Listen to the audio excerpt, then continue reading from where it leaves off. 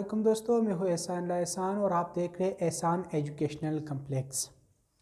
आज का हमारा जो टॉपिक होगा वो फिज़िक्स के बारे में होगा। हम लोग जो टॉपिक्स डिस्कस कर रहे हैं वो न्यूटन्स लॉज को डिस्कस कर रहे हैं। Newton first law of motion हम लोगों ने पढ़ लिया था कि Newton first law of motion किस तरीके से है। When a body at rest it will be remain at rest and when a body in motion it will be remain in motion when no external force is applied। जब कोई body rest की हालत में होगा वो हमेशा rest में ही होगा जब तक कोई एक्सटर्नल फोर्स अप्लाई ना हुआ हो, और अगर कोई बॉडी मोशन की हालत में है तो वो हमेशा मोशन की हालत में होगा जब तक कोई एक्सटर्नल फोर्स उसके ऊपर अप्लाई ना हुआ हो। तो वो पूरा हम लोगों ने पढ़ लिया था कि Newton first law of motion किस तरीके से है। फिर हम लोगों ने डिस्कस कर लिया था Newton second law of motion के बारे में, क्लियर, कि Newton second law of motion क्या है। Newton second law of motion के बारे में हम लोगों ने ये पढ़ा था कि जब एक नेट फोर्स होगा वो किसी बॉडी के ऊपर अप्लाई होगा तो वहाँ पे एक एक्सेलरेशन प्रोड्यूस होगा, और वो एक्सेलरेशन जो है वो क्या होगा, डायरेक्टली प्रोपोर्शन होगा मास और जो फोर्स, ये जो फोर्स अप्लाई हो रहा है इसका डायरेक्टली प्रोपोर्शन होगा और इन्वर्सली प्रोपोर्शन होगा मास ऑफ अ बॉडी का, क्लियर। तो आज जो है ना फिर उसका जो थर्ड लॉ है वो हम लोग डिस्कस करेंगे, Newton third law of motion. Newton third law of motion को अगर हम लोग देखें इसमें क्या होगा, सिर्फ और सिर्फ एक ही चीज़ यहाँ पे डिस्कस होगा कि every action has a reaction. जितना भी एक्शन है, जितने भी एक्शन है दुनिया में उसका एक रिएक्शन होगा, जितने भी अमल है उसका एक रद्द अमल होगा। अब सिर्फ फ़र्क क्या होगा, फ़र्क क्या होगा कि वो इक्वल तो होंगे लेकिन उसका जो डायरेक्शंस है वो डायरेक्शन चेंज होंगे, clear. So Newton third law of motion क्या है, every action is always an equal but opposite reaction, यानी कि तमाम जितने भी एक्शन है उसका एक इक्वल रिएक्शन होगा लेकिन उसके जो डायरेक्शंस है वो क्या होंगे, अपोजिट होंगे, क्लियर। सो तमाम जितने भी एक्शन है उसका एक equal but opposite in direction क्या होगा, रिएक्शन होगा।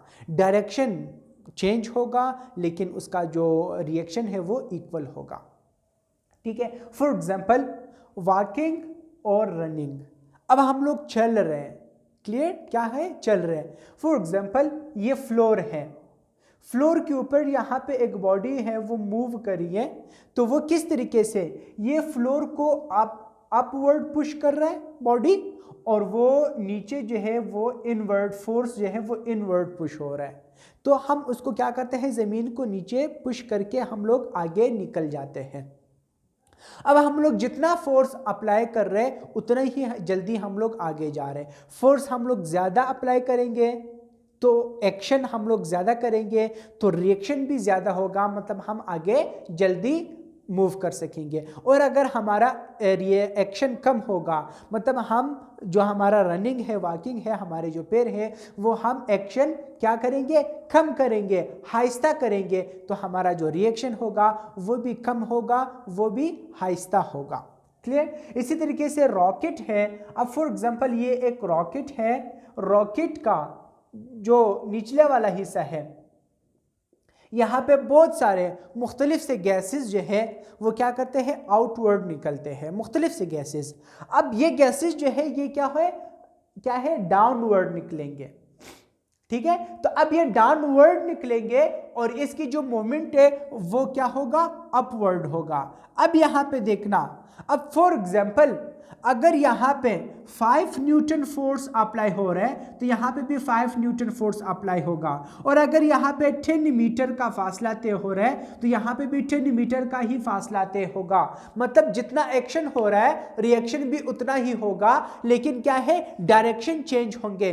फॉर एग्जाम्पल इसका जो डायरेक्शन है वो क्या है, अपवर्ड है, और इसका जो डायरेक्शन है वो क्या है, इनवर्ड है, क्लियर। सो क्या है, अब यहाँ पे देखो रिएक्शन दोनों का इक्वल हुआ, एक्शन का रिएक्शन आ गया, इक्वल ही हुआ, लेकिन इसकी जो डायरेक्शन है वो क्या है, चेंज है, डायरेक्शन में फर्क है। फिर उसके बाद मोशन ऑफ अ बैलून। अब बैलून है, बैलून के अंदर आप लोग हवा डालो, ठीक है, और फिर गैस, बहुत सारे गैसेस है, और गैस अब इस बैलून को अगर आप लोग इसी तरीके से छोड़ देते हो तो वो इसके अंदर जो गैस है, जो एयर है, वो क्या होगा, नीचे की तरफ, डाउनवर्ड की तरफ मूवमेंट करेगा, डाउनवर्ड होगा, और जो बैलून है वो अपवर्ड मूवमेंट करेगी। क्लियर? तो इस तरीके से इसका जितना भी रिएक्शन होगा इक्वल तो होगा, लेकिन उसकी जो डायरेक्शन है वो क्या होगा, वो ऑपोजिट होगा। फॉर एग्जाम्पल मैं एक और एग्जाम्पल देता हूं, बॉल है, ठीक है, वो हम लोग जो है ना दीवार से मारते हैं, तो दीवार से जाके जब वो टकरा जाता है वहां से वापस हमारे ही तरफ वो वापस अपना रुख कर लेता है। अब अगर मैंने 10 न्यूटन फोर्स से उसको दीवार की तरफ फेंका है तो वो 10 न्यूटन फोर्स से ही वापस मेरी तरफ आएगा। जितना मैंने एक्शन किया उतना ही उसका रिएक्शन होगा। सिर्फ फर्क क्या है कि जो डायरेक्शन है वो क्या होंगे, ऑपोजिट होंगे, जो डायरेक्शन है वो क्या होंगे, चेंज होंगे। क्लियर?